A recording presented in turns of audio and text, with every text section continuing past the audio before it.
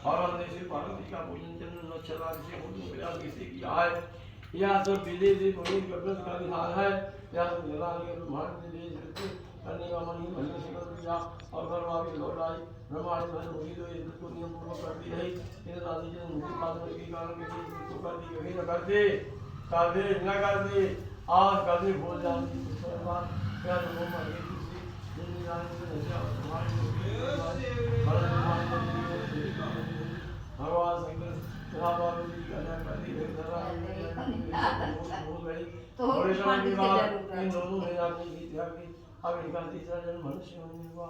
वे ब्रह्मांड में ब्राह्मण के यहाँ कन्या के रूप में जन्म लिया। उस ब्राह्मण कन्या का नाम मधुसूदन देवी रखा गया। रात विवाह होने पर उसका विवाह गोकुल निवासी मिहिर नामक ब्राह्मण से कर दिया गया। भोजन देवी ने सुंदर से विवाह होने वाले से देवी सुंदर राम जी की पत्नी लगाती थी। भोजन देवी स्वभाव वाले अद्भुत उत्पन्न हुए। यह सबसे जी के का पुनीत फल था।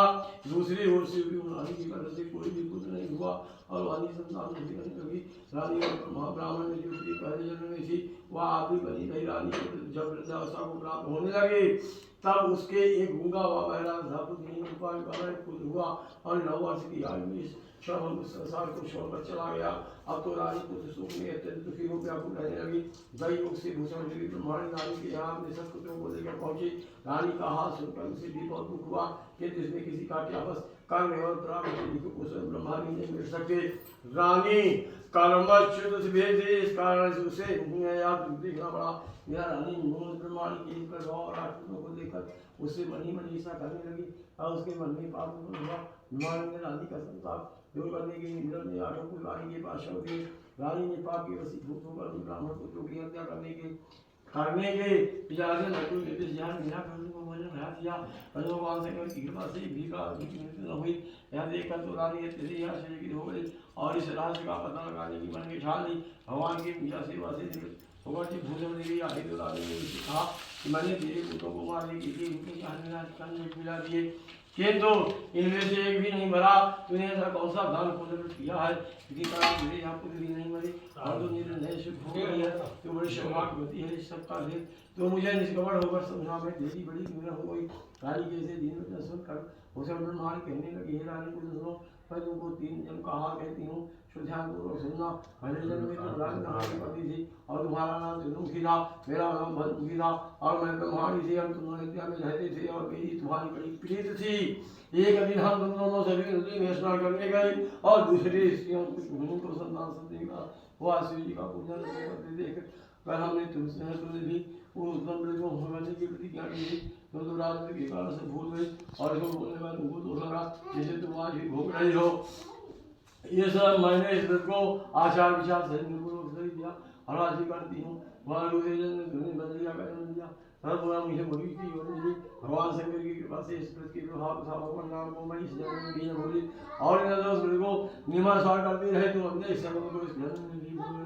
मैं तो समझ तुम्हारे ऊपर जो भारी संकट है उसका ये मान इसका कारण नहीं हो सका। इसलिए मैंने कहते हैं कि आप अवश्य संधान के व्रत को करिए जिससे तुम्हारा दूर हो जाए। लोमस ने कहा कि भोजन मार की मुक्ति अपनी पूर्ण जन्म की कथा संकल्प इत्यादि संकल्प को पुरानी बात याद आ गई और वहाँ शादा करने दादा की भोजन भगवान के चरण में पड़कर क्षमा प्रार्थना करने लगी और भगवान शंकर भगवान के पास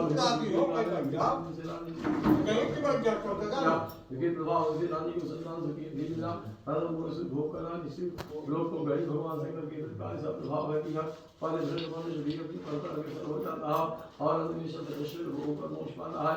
नमस्ते ने कहा कि इसलिए मैं तुमसे कहता हूँ कि करने का दर्शन करो तो तुमको भी प्राप्त होगा। इतनी कथा सुनकर देवी हाथ पूछने लगी हे ऋषि राज मैं सुने को अवश्य किंतु आविष्कार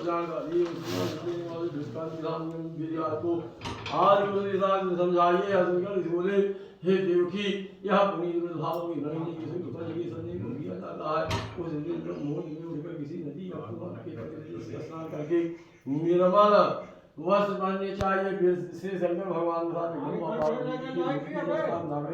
इन विद्वानों के सम्मुख सोने से होगा कायादि संगादि करना बनावे उसका निमिष अपना लगानी चाहिए।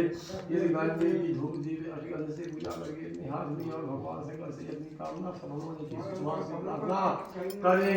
तदनंतर सब पूरा बचा बना कर का भोग लगावे और शादी पुआ एवं नशा शक्ति सुनने अथवा चाली लिए मनवा करें सेवन सबको एक बार में रख और उनका पुरुषोपचार जैसे पूजन करके किसी का साथ जारी धर्म द्वार ब्राह्मण भोजन उसके पश्चात सत्वाही के रूप में ग्रहण करें। इस प्रकार करना चाहिए मासिक स्वरूप ये नियम पूर्वक करें तो समस्त पाप नष्ट हो जाते हैं और भाग्यशाली संतान उत्पन्न होती है तथा अंत में शिवों की प्राप्ति होती है। हे देवी मैंने तुमको अब संतान सप्तमी के लिए का संपूर्ण विधान विस्तार सहित वर्णन कर दिया है उसको अब तुम नियम पूर्वक करो जिससे तुमको उत्तम संतान प्राप्त होगी। इतनी कथा कहकर भगवान धर्म अवतार निश्चित से कहा कि लोगों से इस प्रकार हमारी माता को शिक्षा देकर जो है चले गए। ये देखिए करना सा हमारी माता तिनकी स्मृति को अनुमान किया जिसके प्रभाव से हम जो है उत्पन्न हुए। यह अपने विशेष रूप से स्त्रियों को दुख पर भगवान है श्रद्धा से देने वाला पापों का नाश करने वाला यह उत्तम है जिसे स्वयं भी करेगा दूसरे को भी करावे। नियम पूर्वक भगवान शंकर पार्वती की शक्ति की आराधना करता है भगवान निश्चय अमर यश प्राप्त करके में शिव लोक को प्राप्त होता है। शंकर भगवान की भैया नहीं चला है नहीं चला। हाँ